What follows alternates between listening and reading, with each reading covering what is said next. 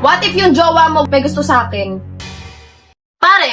What if nagme-message ng palihim sa akin si Henry? Pare, ano ba yung what if mo? What if naghalikan na kami ni Henry before? Pare!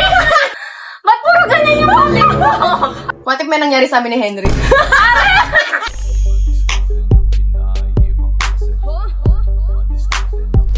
Mukbang daw ng balot, Kelly. Yes, oh, Meron naman. kami dito 10 na Yes. balot. 10 balot.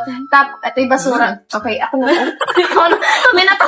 Kailangan may twist. What if challenge? Sige, sige. Gusto ko yan. Walang limitations. Go Sige, lang. go. Ano ka na? Ah.